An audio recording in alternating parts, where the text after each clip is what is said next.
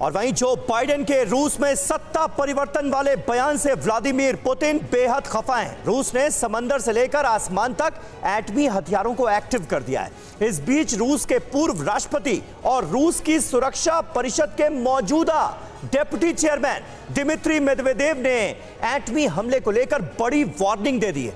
अब सवाल यह है कि इस धमकी के मायने क्या हैं, समझना बहुत जरूरी है।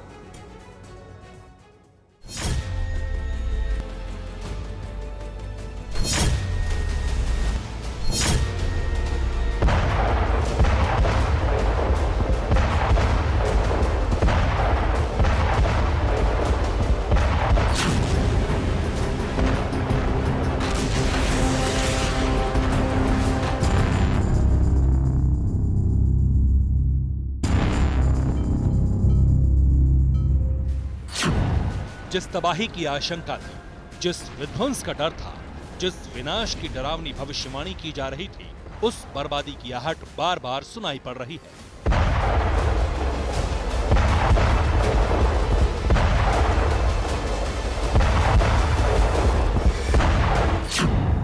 पुतिन के आखिरी प्रहार के संकेत मिलने शुरू हो गए। सवाल ये उठ रहा है, क्या रूस अब शत्रु देश पर आखिरी प्रहार करने वाला है?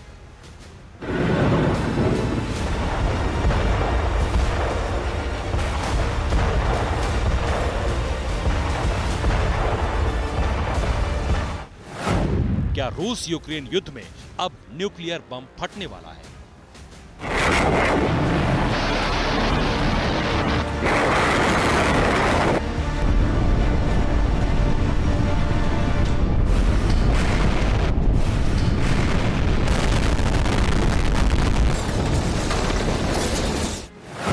क्या प्रेसिडेंट पुतिन परमाणु अटैक का ऑर्डर देने वाले हैं?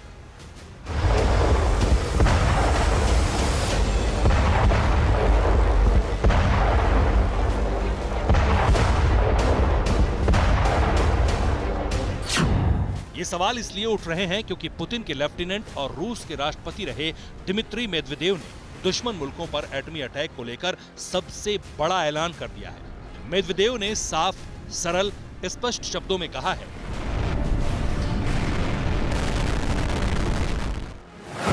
कि दुश्मन देशों पर परमाणु हमले को लेकर रूस के पास एक खास दस्तावेज है। दस्तावेज के मुताबिक रूस एटमी हथियारों का इस्तेमाल करने का हकदार है। जो स्थिति बन रही है उसके हिसाब से यहां कुछ आधार मौजूद हैं। रूस की सुरक्षा परिषद के डिप्टी चेयरमैन और पुतिन के बेहद करीबी ने अपने एटमी अटैक के अधिकार की व्याख्या करते हुए दुनिया को चेताया है। मेदवेदेव ने बताया है कि जब परमाणु हथियारों के बिना और पारंपरिक हथियारों के साथ रूस और उसके सहयोगियों के खिलाफ ऐसी आक्रामक कार्रवाई की जाए जो देश के अस्तित्व के लिए खतरा पैदा कर दे, तो परमाणु हमले का ही विकल्प बचता है।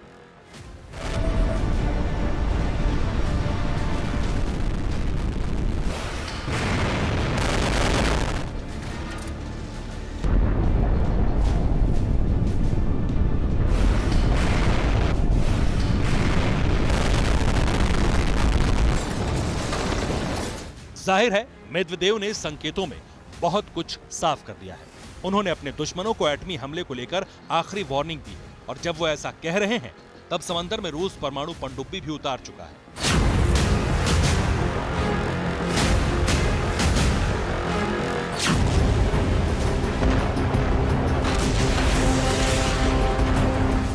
आसमान में रूसी मार्का सुपरसोनिक विमान कोहराम मचाने के लिए एक्टिव हो चुके हैं। रूस ने ऐसी हाइपरसोनिक मिसाइल का टेस्ट किया है जिसका तोड़ अमेरिका के पास भी नहीं है। पुतिन के सत्ता परिवर्तन को लेकर बाइडेन के बयान के बाद तनाव के बीच एटमी पनडुब्बियां, बॉम्बर, मिसाइल सब कुछ रूस ने एक्टिवेट कर दिए। रूस ने उत्तर अटलांटिक महासागर में अपनी परमाणु पनडुब्बियों को उतारा है। उत्तरी अटलांटिक महासागर में उतरी पनडुब्बियां 16 बैलिस्टिक मिसाइलों को ले जाने में सक्षम। जाहिर है कि मेदवेदेव की एटमी धमकी के बीच रूस का ये बड़ा एक्शन बड़ा संकेत दे रहा है।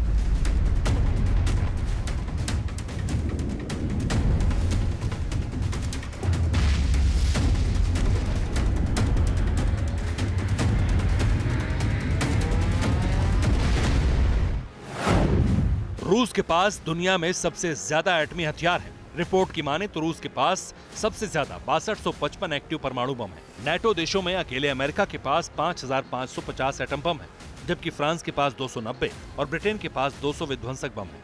यानी विश्व युद्ध की स्थिति में रूस के पास 6255 न्यूक्लियर बम होंगे, जबकि नाटो के पास सिर्फ 6040 एटम बम। यही नहीं, रूस के पास कहीं ज्यादा मारक क्षमता वाली मिसाइलों का जखीरा भी मौजूद है। रूस की सैटर्न मिसाइल की रेंज वॉशिंगटन तक है। इस बीच रूस ने एक और ऐसी घातक हाइपरसोनिक मिसाइल का टेस्ट किया जिसकी तोड़ अमेरिका के पास भी मौजूद नहीं है। अब जरा समझिए कि जिस लेटेस्ट मिसाइल का परीक्षण रूस ने किया उसकी खासियत क्या है। रूस की ये किंझल हाइपरसोनिक मिसाइल आवाज से 10 गुना ज्यादा स्पीड से उड़ान भरने में सक्षम है। ये मिसाइल 3 किलोमीटर प्रति सेकंड की रफ्तार से हमला करने में सक्षम है। ये मिसाइल भी परमाणु बम गिराने की ताकत रखती है। किंझल मिसाइल करीब 2000 किलोमीटर तक मार करने में सक्षम है। ये मिसाइल परंपरागत विस्फोटक के अलावा 500 किलो टन के परमाणु बम को भी ले जा सकती है, जो हिरोशिमा पर गिराए गए परमाणु बम से 33 गुना ज्यादा शक्तिशाली है। किंझल मिसाइल को नाटो देशों पर हमला करने में सिर्फ 7 से 10 मिनट लगेंगे। सूत्र बताते हैं कि 4 से 5 किंझल मिसाइल से लैस मिग-31 विमान कॉलिनग्राड पहुंचे हैं, और ये ऐसे वक्त में पहुंचे हैं जब दिमित्री मेदवेदेव अधिकार को आधार बनाकर पहले एटमी अटैक की चेतावनी दे रहे हैं।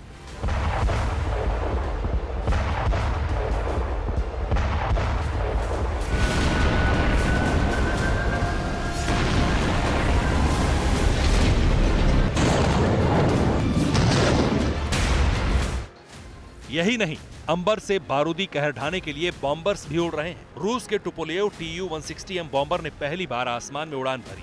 ये मिसाइल हमले करने में सक्षम है और रूसी सेना के पायलट्स ने इसका निकनेम व्हाइट स्वान यानी सफेद हंस रखा है।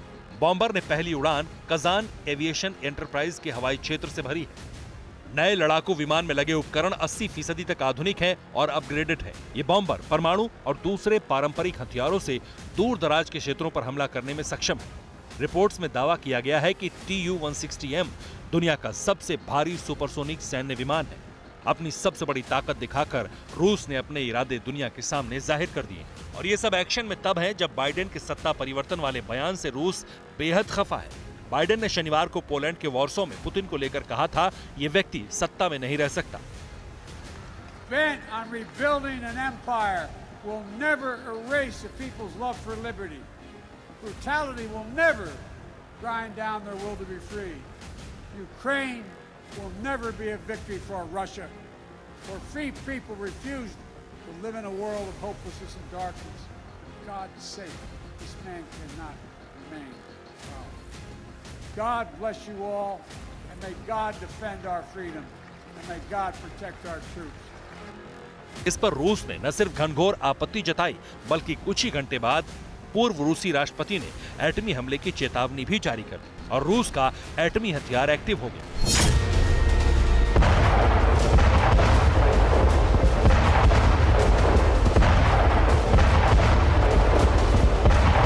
यही वजह है कि रूस यूक्रेन युद्ध में न्यूक्लियर हथियार के इस्तेमाल का डर बढ़ता जा रहा है।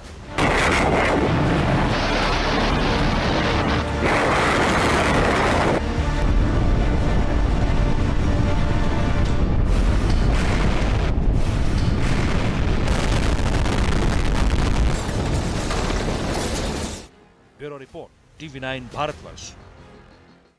परवाह देश की, सोमवार से शुक्रवार रात 10 बजे TV9 भारतवर्ष पर।